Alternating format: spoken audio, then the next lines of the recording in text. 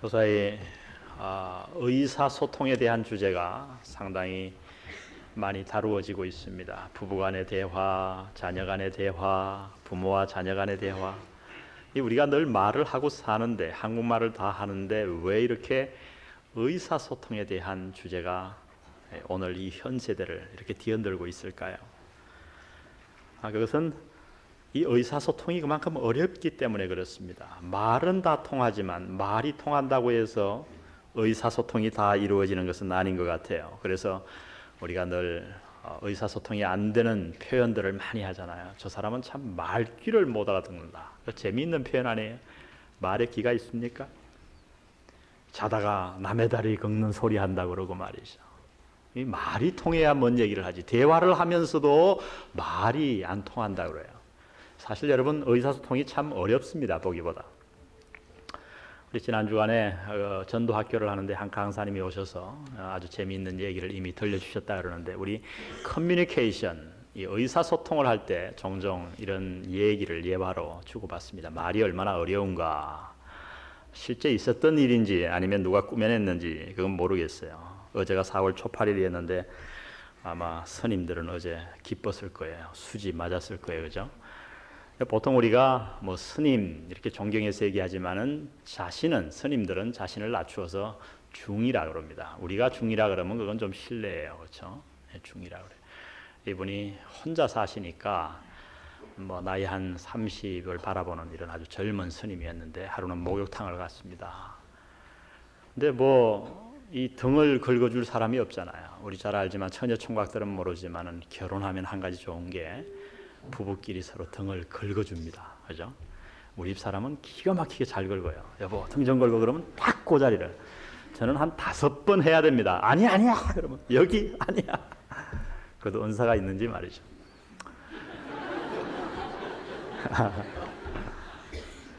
별걸 다 칭찬하죠 이제는. 그래서 이 목욕을 갔는데 등을 오랜만에 못 밀어서, 옛날에는 이 중학생들이 머리를 빡빡 깎지 않았습니까? 그래서 저기 중학생 하나가 있길래 야야 이리 와서 내 등 좀 밀어라.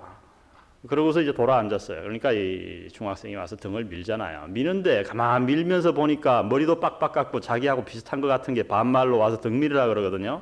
그러니까 이제 물었어요. 어떻게 되십니까? 그러니까 이제 스님이 점잖게 나는 중이다 그랬더니, 이 뒤에 중을 밀던 이 소년이 뒤통수를 딱 때리면서 이놈아 나는 중3이다.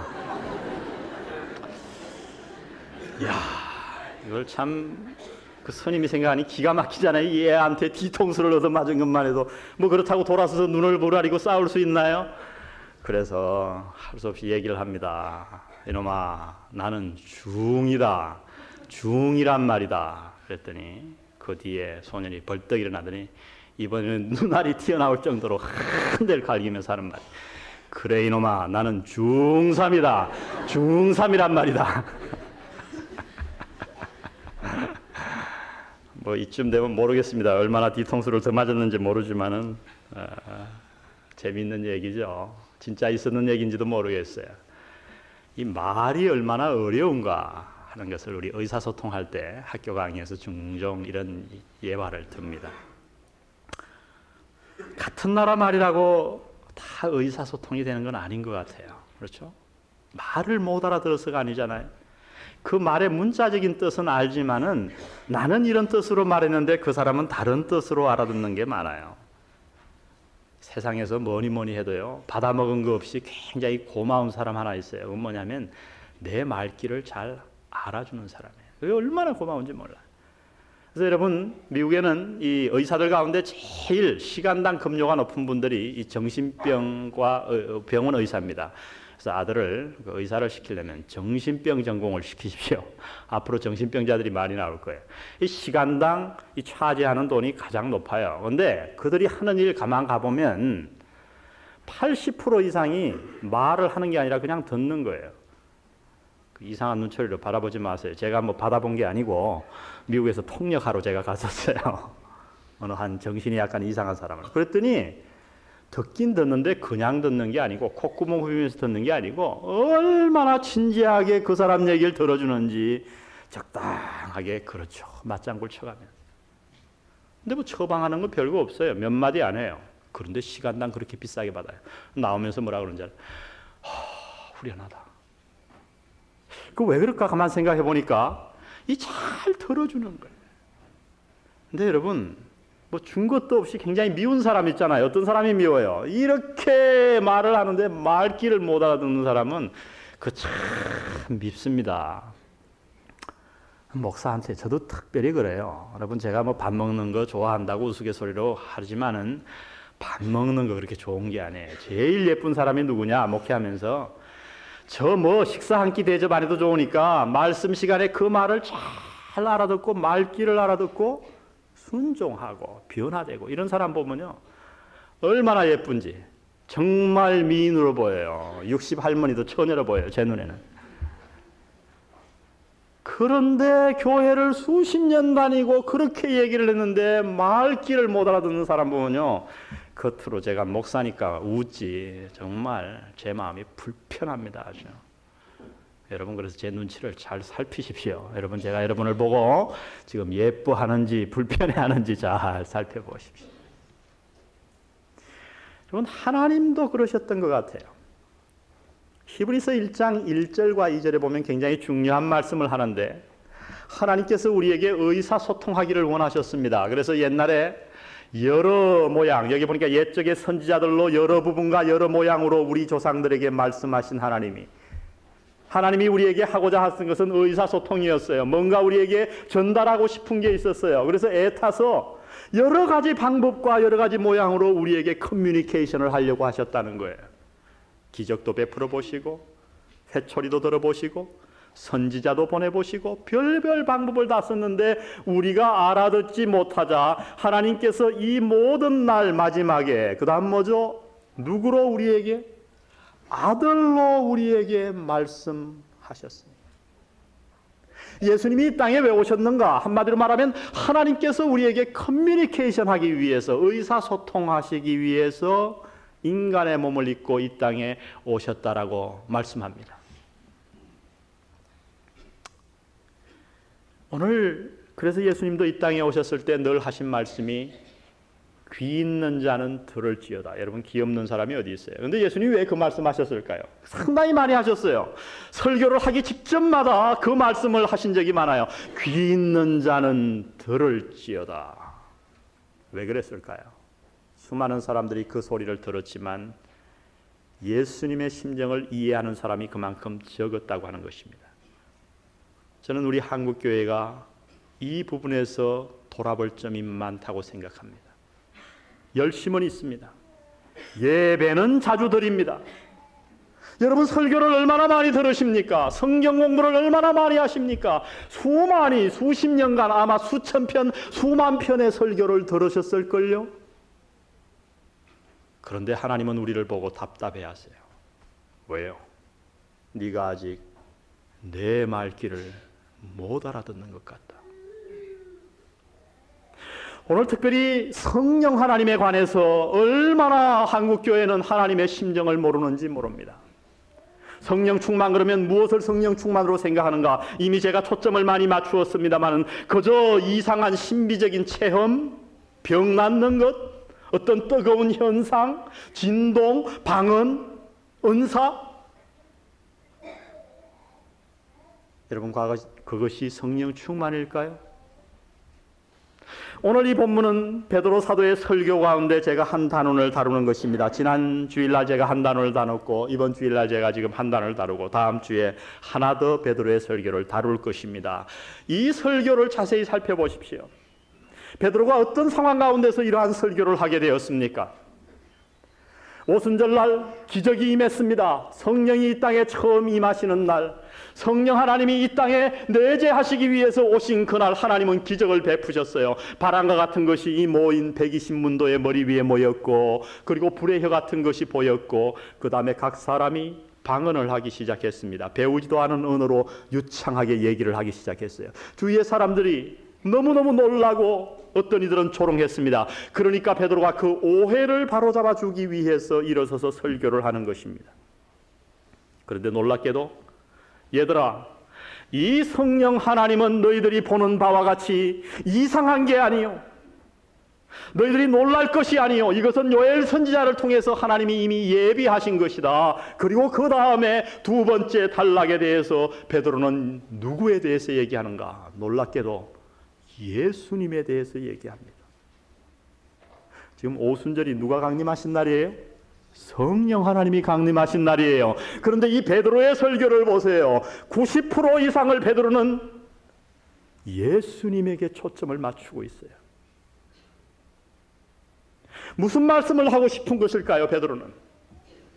오늘 우리가 흔히 오해하는 성령 하나님 따로, 어떤 사람들은 예수님 따로, 하나님 따로. 그래서 신앙을 제가 잘 관찰해 보면 제가 하루는 너무너무 답답해서 우리 교육자들하고 성경 공부하다가 이런 말을 했어요. 한국 교회는 하나님 믿는 무리들이 있고 예수님 믿는 무리들이 있고 성령 하나님 믿는 무리들이 있는 것 같다. 교파를 보면 어떤 데 가보면 근거 주여, 그런데 복음이 없어요. 어떤 사람들은 또 예수님을 복음만 그렇게 또 어떤 사람들은 가면 그저 뜨거운 거 할렐루야 병 고치는 거. 오해가 있기 때문이에요. 오늘 이 말씀 속에서 우리의 잘못된 오해가 풀어지기를 주의 이름으로 부탁드립니다. 오늘 하나님께서 성령 충만에 대해서 설명을 하시면서 성령 충만은 뭐냐?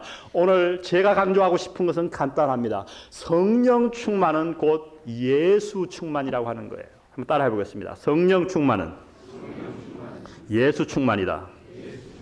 예, 따라하라 그러니까 국민학생 취급받아서 잘 안 하시는 것 같은데 좋은 말 할 때 하십시다.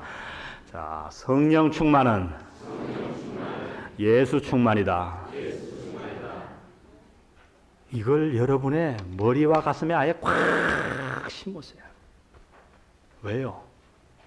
너무너무 많은 오해가 우리 속에 이미 남아있기 때문에 그래요. 오늘 베드로가 하고 싶은 얘기는 바로 여기에 있어요. 성령 충만이란 무엇인가? 바로 내 마음속에 예수가 충만하다는 거예요. 그래서 그의 설교의 90%를 오늘 우리가 다루겠습니다만 그는 예수님을 설명하는 것으로서 오순절날 성령 강림 사건을 설명하고 있는 것입니다. 그러면 예수님에 대해서 우리가 무엇을 알아야 되는가? 성령 충만하기 위해서. 내가 성령 충만한가 아닌가? 어떻게 우리가 성령 충만을 받을 것인가? 어떻게 내가 성령님을 내 안에 주인으로 모실 것인가? 어떻게 살아계신 하나님의 능력이 나를 사로잡아 승리하는 삶을 살게 할 것인가? 그것을 세 가지 예수 충만, 성령 충만의 방법을 우리에게 말씀해 주고 있습니다. 그것을 살펴보겠습니다. 먼저 우리가 예수 충만하기 위해서, 예수님에 대해서 올바로 알기 위해서, 성령 충만에 대해서 올바로 알기 위해서 우리는 먼저 예수님의 삶에 대한 올바른 이해를 해야 합니다. 예수님의 삶. 오늘 베드로가 강조하는 것은 간단합니다. 많은 사람들이 예수님의 삶을 연구해 왔습니다. 그 결과 어떤 사람들은 예수님의 삶 속에서 가장 귀한 것을 삶의 모델링이라고 그렇게 해석을 했습니다. 예수님이 이 땅에 오셔서 우리에게 남기신 가장 중요한 건 뭐냐? 예수님이 삶의 모습이라는 거예요. 그의 삶의 흔적을 한번 봐라. 그래서 우리가 잘 아는 예수라면 어떻게 할 것인가? 여러분 꼭 한번 읽어보세요. 너무나도 놀라운 책이에요. 그러나 중요한 것은 그 책의 저자는 예수님의 십자가와 예수님의 부활을 믿지 않는 사람이에요. 왜? 그 책을 쓴 저자는 목사이고 신학자이지만은 그는 예수님에게서 가장 중요한 것이 삶의 모델이라고 생각했던 거예요. 어떤 자는 예수님의 삶 속에서 가장 중요한 것은 가르침이라고 얘기합니다. 예수님이 가르치신 그 놀라운 윤리를 한번 봐라. 놀라운 윤리가 거기에 있지 않느냐. 윤리. 어떤 사람들은 생각하기를 예수님의 삶 속에서 가장 중요한 것은 능력이라고 얘기합니다. 오늘 우리 주위에 그런 교회들을 보죠. 가면 병 고치는 거 강조하죠. 가면은 은사 받는 거, 예수의 이름으로 물러가라, 귀신 쫓고 말이죠. 저희 친구 가운데 얼마 전 이단으로 낙인 찍힌 베레아에 수석 부목사 하던 분이 한 분 계셨어요. 동기동창인데 그는 감기도 귀신으로 해석하니까요. 그 교파에서는. 그래서 감기가 걸리면 어떻게 합니까? 목회자 앞에 와서 목사님이 쫓아내는 겁니다. 예수의 이름으로 물러가라. 그럼 무좀도 귀신이냐? 무좀도 귀신이래요. 그럼 내 무좀 한번 쫓아봐. 내밀었어요. 무좀아 물러가라. 아직도 안 났어요. 그랬더니 네가 믿음이 없어 안 낫는다. 할 말 없죠. 뭐 믿음 없어 안 낫는데. 능력이라고 강조를 해요. 나 여러분 오늘 사도 베드로가 소개하는 우리가 예수님에 대해서 예수 충만하기 위해서 성령 충만하기 위해서 꼭 알아야 될 예수님의 삶에 대한 것이 무엇인지 아십니까? 우리 22절을 다시 한번 보십시오. 이스라엘 사람들아 이 말을 들으라. 너희도 아는 바에 하나님께서 나사렛 예수로 큰 권능과 기사와 표적을 너희 가운데서 베푸사 너희 앞에서 그를 뭐 하셨느니라? 예수님은 이 땅에 오셔서 무엇을 하셨는가? 예수님의 삶을 한마디로 사도 베드로는 어떻게 얘기하고 있는가? 하나님은 과연 무엇 때문에 예수님을 이 땅에 인간의 몸을 입어서 이 땅에 보내셨고 그가 33년 동안 하신 일의 의미는 뭔가? 한마디로 증거라는 거예요. 여러분 왜 예수님이 병자를 고치셨나요? 병자를 고치기 위해서 이 땅에 오셨기 때문에 병자를 고쳤나요? 그러면 여러분 아직도 하나님의 말귀를 못 알아들으신 거예요. 여러분이 아무리 능력 받으셨어도 예수님이 만일 병자를 고치시기 위해서 이 땅에 오셨다고 한다면 그 당시에 사는 지구상의 모든 병자를 다 고쳐주셨어야만 합니다. 그러나 성경을 보십시오. 예수님은 자기에게 찾아온 사람 가운데 꼭 필요한 사람만 소수만 병을 고치셨습니다. 기적을 베푸시기 위해서 이 땅에 오셨을까요? 그렇다면 예수님은 기적만을 행해야 했을 것입니다. 그러나 예수님은 단 필요한 경우에는 기적을 행하지 않으셨어요. 왜 병자를 고치셨는가? 병자를 고치시기 위해서 이 땅에 오셔야 했기 때문이 아니라 한 가지 증거할 것이 있었다는 거예요. 그 기적을 통해서, 그 표적을 통해서, 그 병 고침을 통해서 예수님은 한 가지를 증거하기를 원하셨습니다. 그게 뭔지 아십니까? 이 땅에 인간의 몸을 입고 찾아오신 나사렛 예수. 이건 중요한 얘기예요. 나사렛 예수. 베들레헴 예수가 아닌 나사렛 예수를 얘기합니다. 왜요? 나사렛에서 예수님은 자랐거든요. 거기 모인 무리 가운데 예수님이 33세에 돌아갔으니까 베드로가 설교하는 그 청중 가운데는 아마 예수님과 소꿉친구가 있었을 거예요. 야 예수 나가 놀래? 한판 붙을까? 이러는 사람들이 거기 있었을 거예요. 근데 예수님이 이 땅에 오셔서 증거하시고자 했던, 하나님이 예수님을 통해서 우리에게 증거하고자 했던 한 가지 사실이 있습니다. 그것은 다름 아닌 얘들아 너희가 내 말귀를 알아듣기를 원하느냐? 그렇다면 내가 이 예수를 통해 한 가지를 증거하기를 원한다. 그것은 뭐냐면 이 예수는 하나님이다. 여러분이 이 사실을 깨달으셔야 돼요. 지금 베드로가 이 말씀하고 있는 거예요. 예수님은 어떠한 분이냐? 완벽한 인간의 모습으로 오셨지만은 그는 바로 하나님이시라고 하는 거예요. 제가 새가족 성경 공부할 때마다 강조합니다. 제가 개미를 굉장히 사랑한다고 칩시다. 그런데 이 개미가 여기에 불에 떨어져 죽는 거예요. 담을 막았습니다. 그럼 개미가 담을 못 넘어가나요? 떨어져 죽어요. 방법이 없어요.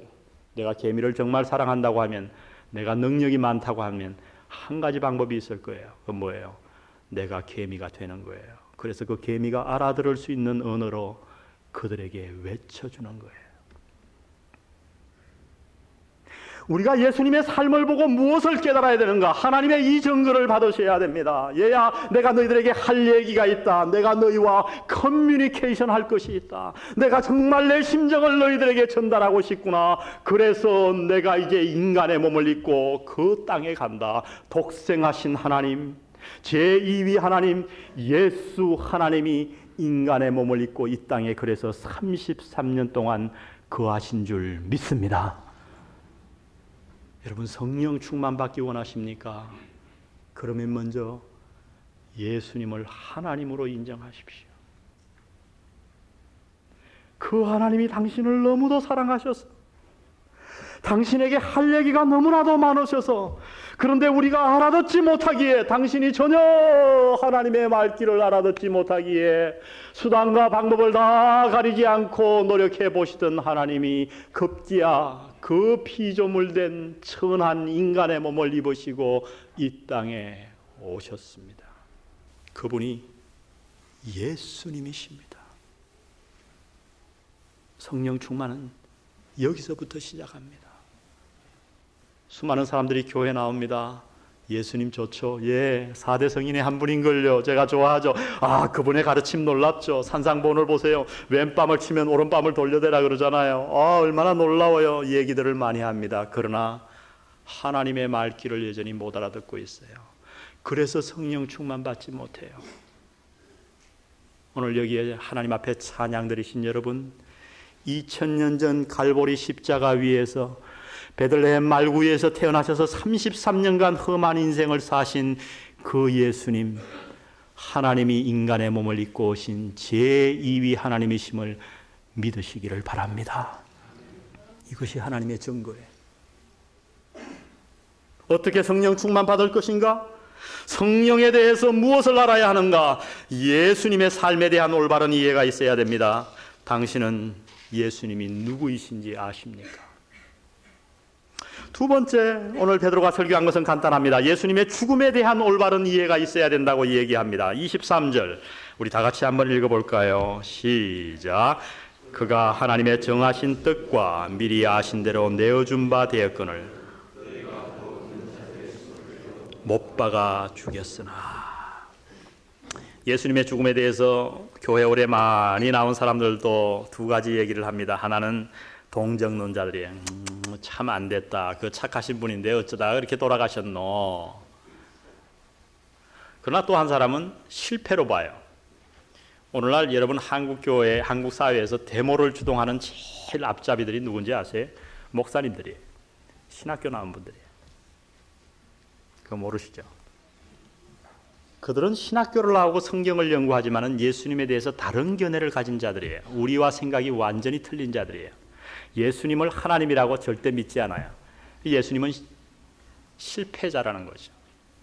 정치 개혁을 하려고 이 사회의 구조를 뜯어고치려고 굉장히 노력하시던 분이었는데 그만 실패했어요. 그러니까 우리는 예수님의 뒤를 밟지 않고 실패하지 않아야 된다. 그래서 데모라도 해가지고 하여튼 이 세상을 엎어야 된다. 심한 문선명이 같은 사람은 예수님은 첫 번째 메시아로 이 땅에 왔지만 실패했다. 그래서 실패하지 않는 사람 제2의 메시아를 하나님이 보내셨노라. 누구예요? 문선명. 미국 사람에게 한국 사람요 다 세종대왕은 몰라도 문선명 그러면 다 알아요. 오늘 그러나 베드로가 예수님에 대해서 지적하고 싶은, 예수님이 십자가에 왜 돌아가셨는가, 왜 죽었는가 하는 데 대해서 놀라운 말씀을 하십니다. 그건 뭡니까? 오늘 여기 보니까 예수님이 누가 예수님을 죽였다고 얘기합니까? 오늘 본문을 한번 보세요. 23절. 누구죠? 대답 나올 때까지 제가 안 할 거예요. 누구죠? 너희가. 여러분 그 당시로 한번 돌아가 보십시오. 거기에는 예수님이 십자가에 달려 돌아가실 때에 그것을 지켜본 많은 사람들이 그곳에 있었을 것입니다. 그런데 지금 베드로가 그들에게 말하기를 누가 예수님을 죽였는지 아느냐? 그들은 생각하기를 로마 군병이 죽이는 걸 봤거든요.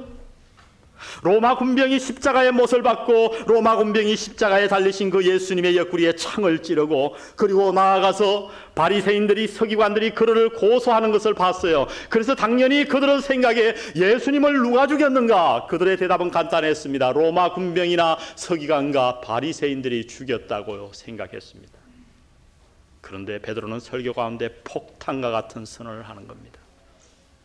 물론 로마 군병이 직접적으로 예수님을 죽인 것은 맞다. 그러나 그것은 너희들의 손을 빌린 것이고 하나님께서 그들의 손을 빌린 것이고 진정으로 정말로 예수님을 십자가에 못 박은 사람은 누구인가? 바로 너희라고 얘기합니다. 예수님이 왜 죽으셨는가? 하나님의 정하심 때문에 죽었다고 얘기합니다. 우연히 돌아가신 게 아니에요. 재수가 없어 돌아가신 게 아니에요. 실패해서 돌아가신 게 아니에요. 하나님이 그를 죽이기로 작정하셔서 하나님이 자신의 몸을 십자가에 못 박기로 작정하셔서 인간의 몸을 입고 이 땅에 오셨기 때문에 하나님은 죽으셨습니다. 그런데 그 예수님은 누가 죽였는가? 너희가 죽였다고 얘기합니다. 여러분 이것이 중요해요. 이것이 중요해요.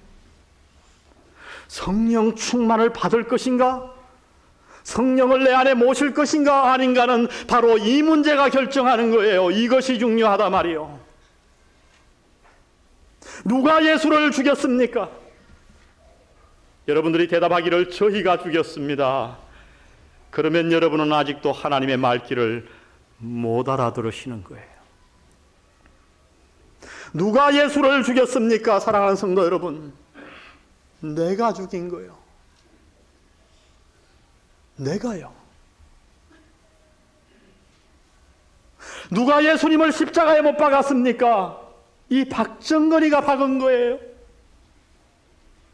누가 십자가에 달리신 그 예수님의 고통스러운 옆구리를 창으로 찔렀습니까? 성경은 얘기합니다. 하나님은 얘기합니다. 너가 찔렀지 않니? 여러분, 저는 이 사실을 깨닫고 몇 날 며칠을 잠을 못 잤는지 모릅니다.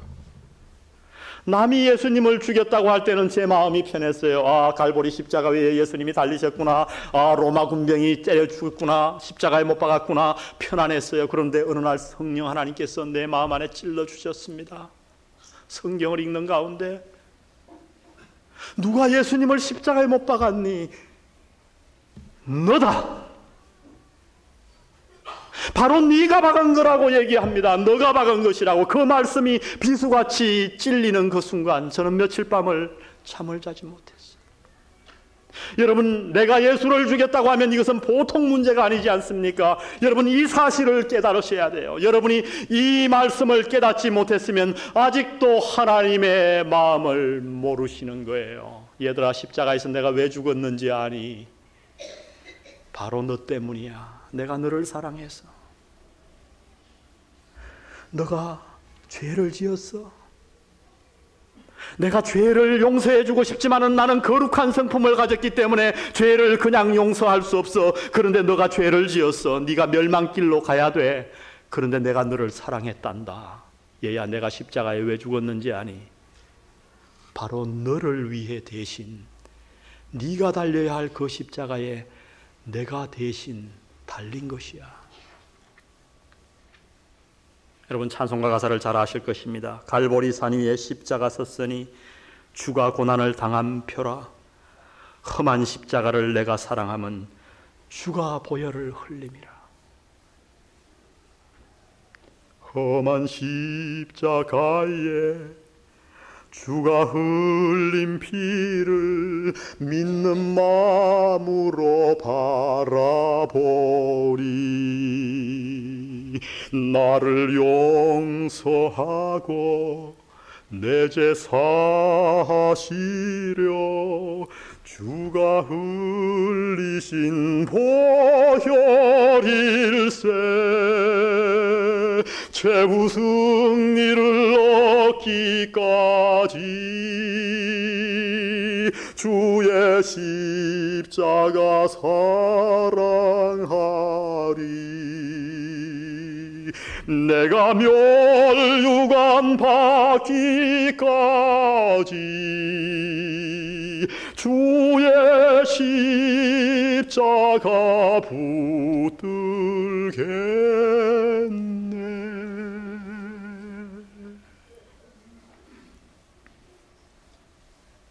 머리가 아닌 가슴으로 받아보셨습니까? 오 갈보리, 오 갈보리, 주 예수 나를 위하여 십자가에 돌아가신 보배로우신 갈보리. 머리가 아닌 가슴으로 이 사실을 한번 받아들여 보셨나요?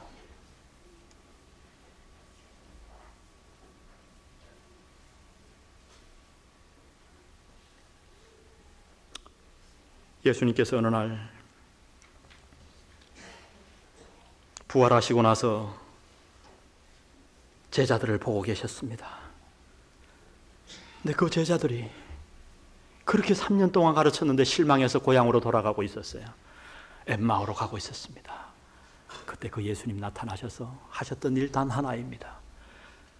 그동안 가르쳤던 모든 말씀, 말귀를 못 알아듣는 그 제자들에게 다시 한번 구약에서 메시아가 고난을 받고 십자가에 돌아가야 될 바로 너희들의 죄를 위해서 돌아가심을 설명해 주셨습니다. 그때 엠마오로 내려가던 제자들의 마음이 뜨거워졌어요.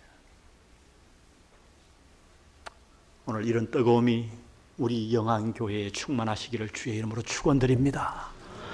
여러분, 십자가란 소리만 들어도 가슴이 무너져 내려야 돼요.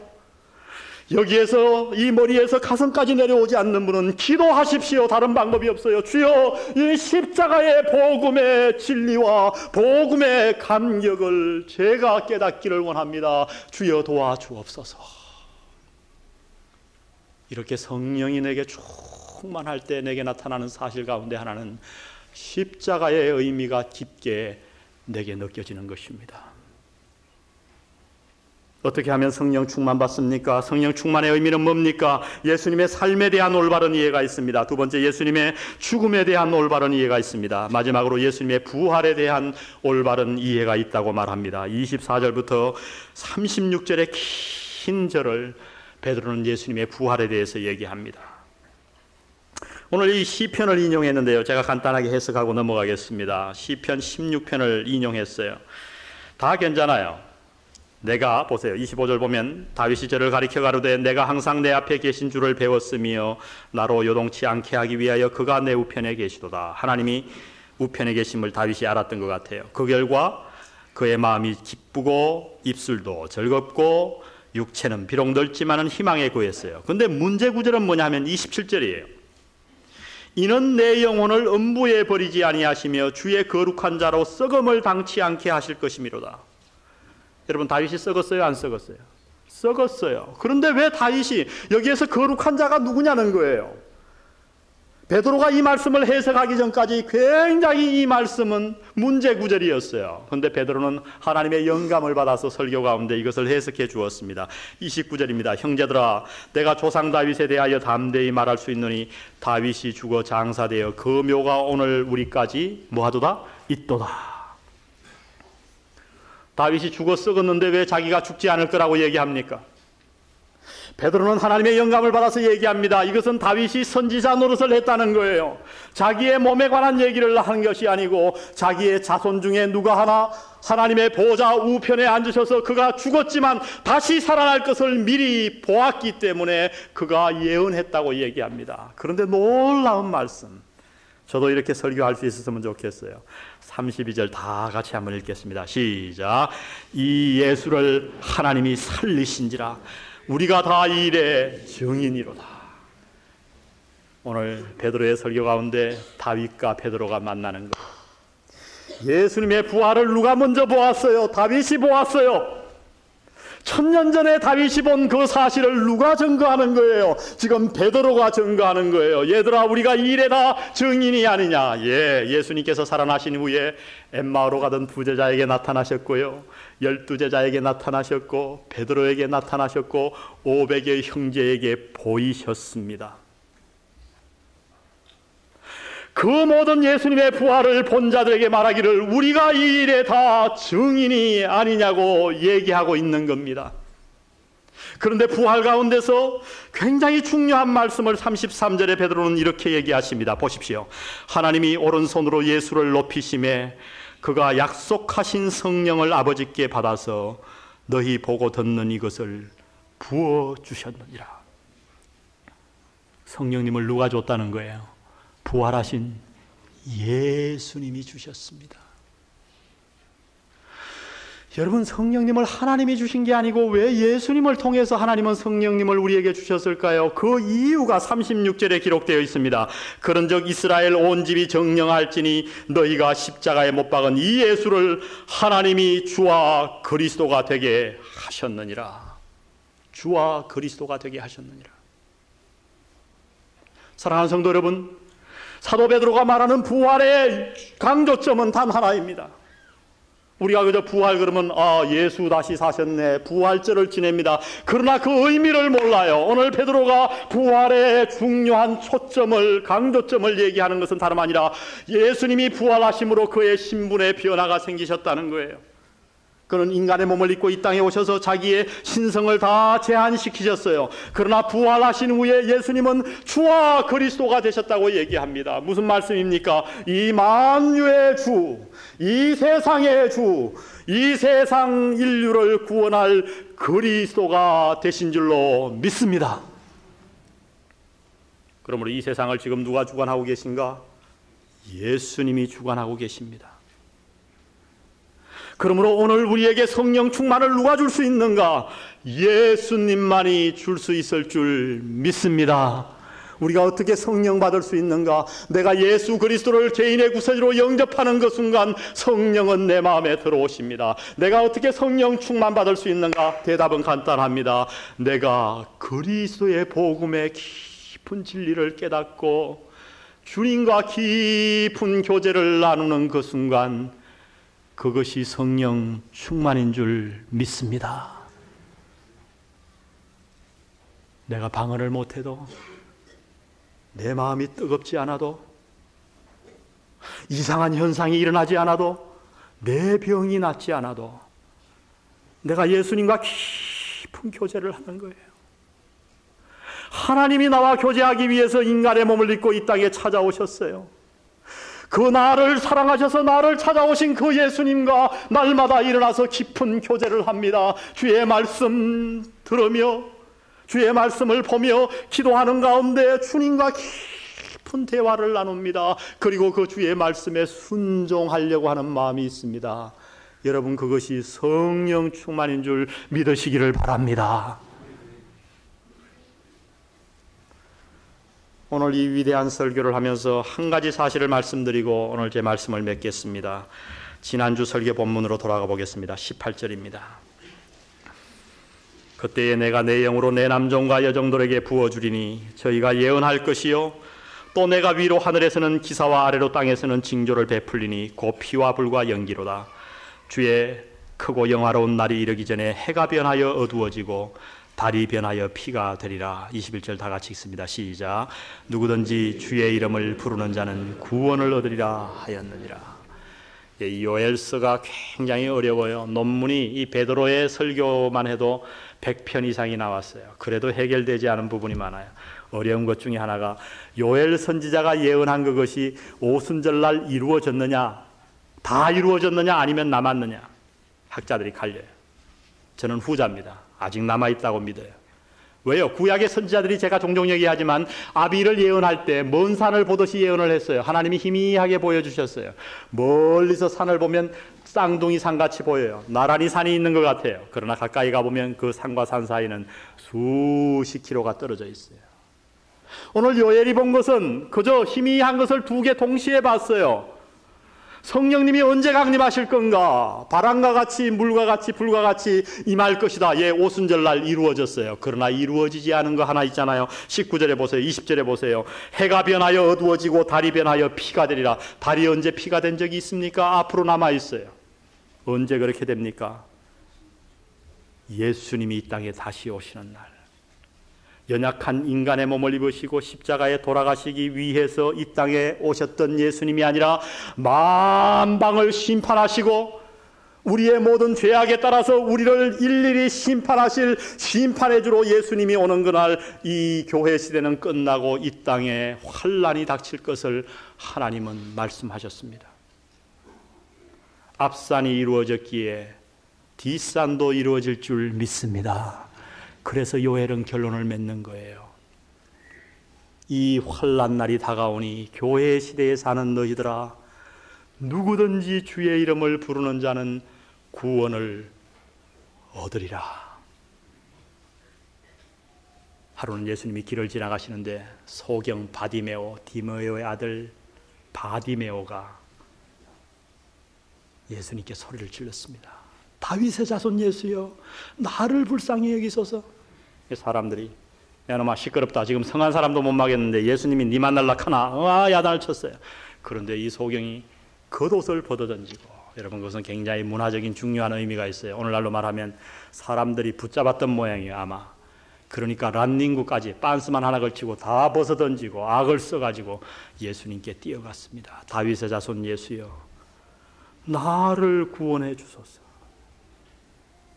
예수님이 머물러 서셔서 그의 눈만 뜨게 해주신 게 아니고 그를 하나님의 자녀로 삼아주신 줄 믿습니다. 여러분, 살면 얼마나 살겠습니까? 남은 생을 한번 성령 충만해서 살아보지 않으실랍니까? 정말 하나님이 원하는 대로 깨끗한 삶, 정말 능력 있는 삶, 죄를 승리하는 삶, 그렇게 살고 싶지 않으신가요? 오늘 하나님은 주의 이름을 부르는 자들에게 그 축복을 주실 것이라 말씀하셨습니다. 예수님의 삶의 의미를 깨달으십시오. 그분이 당신 때문에 돌아가심을 느끼십시오. 그리고 예수님이 지금 부활하셔서 여러분에게 성령을 부어주시고자, 성령 충만 주시고자 그릇을 준비하심을 믿으시기를 주의 이름으로 축원드립니다. 아버지 하나님, 오늘 말씀 속에 친히 당신이 말씀한 부분들을 저희들이 알아듣기 원합니다.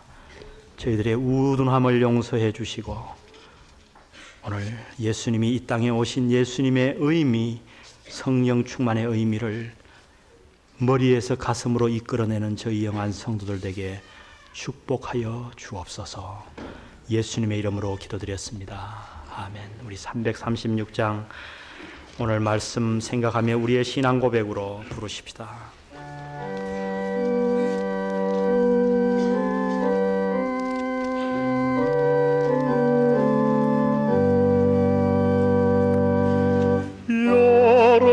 오랫동안 죽거나 세상 연락을 즐기고 조흉악한 죄에 빠져서 그 은혜를 잊었네. 오 사랑의 예수님, 내 마음을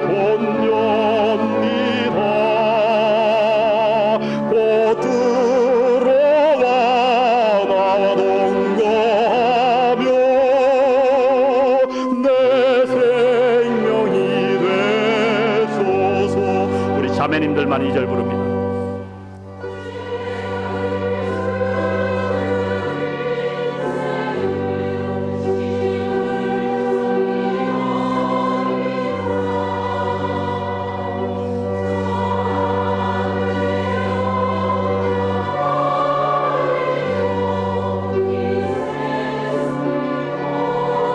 다 같이 오 사랑의 예수님, 오 사랑의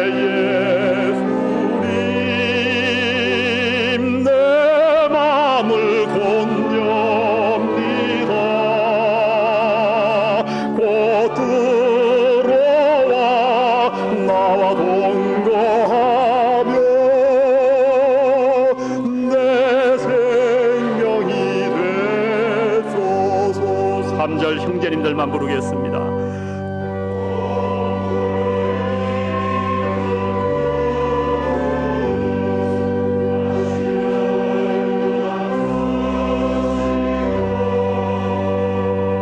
그 십자가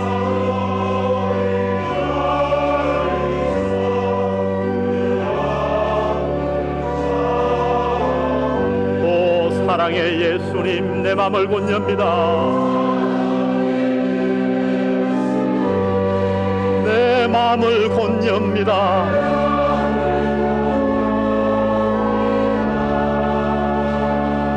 곧 들어와 나와 동거하며 내 생명이 되소서. 미련한 우리 인생은 주의 공로를 모르고 그 쓸쓸한 사막 가운데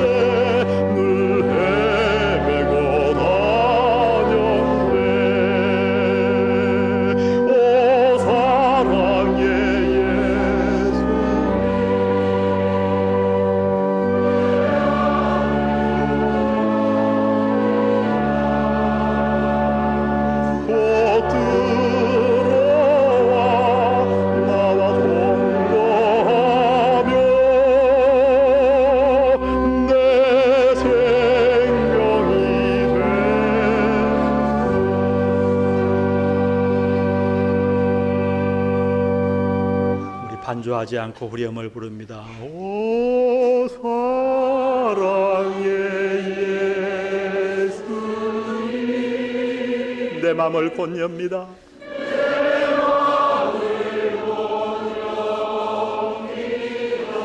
곧 들어와 나와 동거하며, 곧 들어와 나와 동거하며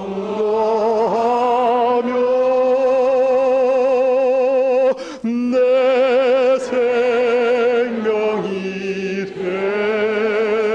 되소서.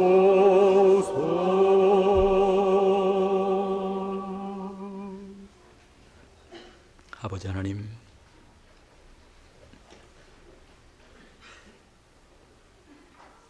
이 가운데 찾아오신 하나님을 한 번도 마음에 모셔드리지 않은 자가 이 자리에 있습니까?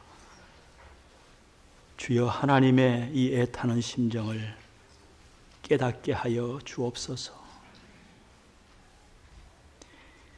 이미 주님을 마음에 모셔드리고도 부활하신 주님을 나의 주와 구주로 내 마음 보좌에 앉히지 아니하고 마음 한구석 밀어놓고 내가 주인이 되어 내 인생을 내 마음대로 산 자들이 이 자리에 있습니까? 주님, 다시 한번 그 놀라운 하나님을 내 주인으로 고백할 수 있도록 도와주옵소서. 남은 생 성령 충만하기를 원합니다. 부활하신 주님, 우리에게 성령을 물붓듯이 부어 주시옵소서. 우리의 생각이 바뀌게 하시고 나쁜 습관이 고쳐지게 하시고 방탕한 마음들이 깨끗하게 되어지며 참으로 하늘을 사모하는 내 영안이 밝아질 수 있도록 주여 성령을 물붓듯이 부어 주옵소서.